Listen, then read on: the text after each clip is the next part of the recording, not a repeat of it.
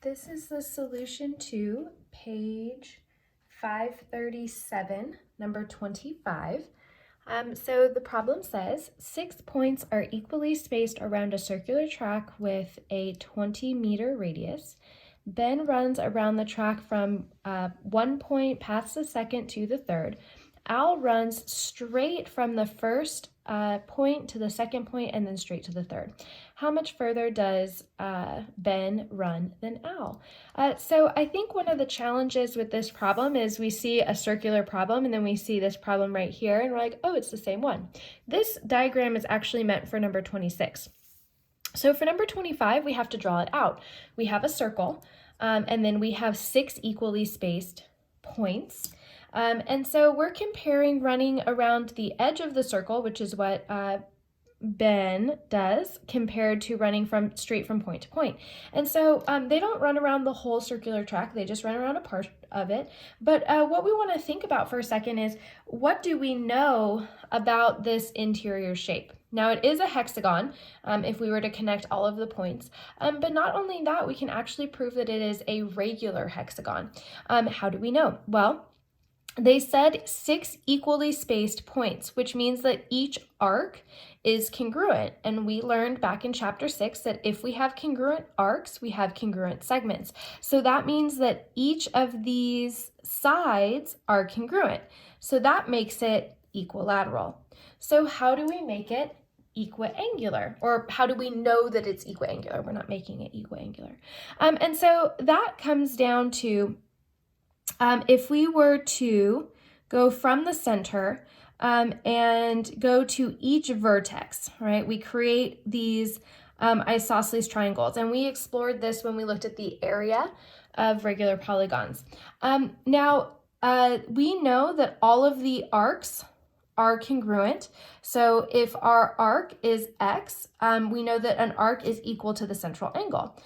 So that means if we were to draw a triangle at all of these vertices, we would have 6 triangles, and we would know that each of the triangles has the same vertex because they have the same arc, so that same central angle. So again, if we were to draw in this one over here, this arc is the same, so whatever this is, this one is as well, and whatever the arc is, the central angle is the same. And so we could keep doing that all the way around. And so if we know that all the angles are the same around here, we could do the full circle 360 divided by the number of triangles we would get, which is 1, 2, 3, 4, 5, 6, 1 for each side. And if we do 360 divided by 6, we get 60 degrees. And so we get that this vertex angle is 60 degrees. And then again, we know that these are isosceles, okay? And because they're all radii. Sorry, I don't know if I said that before. So we go from the center to the edge of the circle. This is a radius of the circle. We go from the center of the circle to the edge of the circle. This is a radius. We go from the center of the circle to the edge of the circle. This is a radius.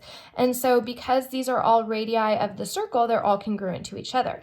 And so if we were looking for the base angles, right, we would have 2 of those base angles, 2 unknowns, plus that vertex angle that we found was 60 degrees is equal to 180 by the triangle sum. Subtract 60 from both sides, we get 2 base angles is equal to 120. We divide by 2, and those base angles also equal 60 degrees. And so what we end up with is 60 degrees, 60 degrees, 60 degrees, and therefore this triangle right here is an equilateral triangle. So is this one right here, because they're congruent, they're the same. Excuse me. And so when we start to explore the paths that they're taking, this is essential. And so I'm going to go ahead and I'm going to use blue for Ben. So Ben runs around the track from 1 point, so this is going to be 1, past the second to the third. So here is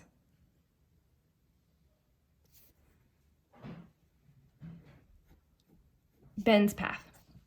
Okay, now when we take a look at Ben's path, it's the distance on the edge of a circle. And so the distance around a circle is circumference, which is 2 pi r. Now, he is not going the whole distance, right? So if we think about how many arcs we have 1, 2, 3, 4, 5, 6 arcs, and he is only running 2 of them. So he is running 2 out of 6 arcs, which reduces to 1/3. So he's running 1/3 of the circumference. So we know that the radius of this circular track is 20 meters. Okay. So our radius is equal to 20 meters. And so if we're looking for circumference, circumference is equal to 2 times pi times 20. So our circumference is 40 meters. But again, he's not 40 pi meters, but he's not running the whole circumference. He is running 1/3 of it. So Ben runs 1/3 times 40 pi meters. And so if we plug 40 pi into the calculator, we get about 125.66, but we want to keep that number. We don't want to round it. And then right in the calculator, again, we're going to divide by 3. And so Ben runs about 41.88. So the second 8 tells the first 8 to round up. Or we could do 89. That's also rounding correctly. And so this is Ben. Now, Al, he takes the shortcut. So Al runs straight, that's a straight path, straight from point 1 to point 2, and then straight from point 2 to point 3. All right, so Al is running straight lines. Now, with the work that we did at the beginning, we know that these are equilateral triangles. And with the radius of the circle being 20, that means that this radius is also 20, and this side is also 20. So because again, we proved that this was an equilateral triangle. And so 20, 20, 20. So this path that he runs from point 1 to point 2 is 20 meters. And then this path from point 2 to point 3 is also 20 meters because they're congruent. And so total, Al runs 20 meters plus 20 meters, which is a total of 40 meters.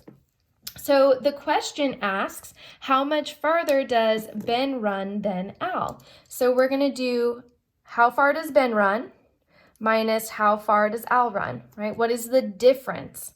And so we're going to do 41.89 minus 40, and we get 1.89 meters.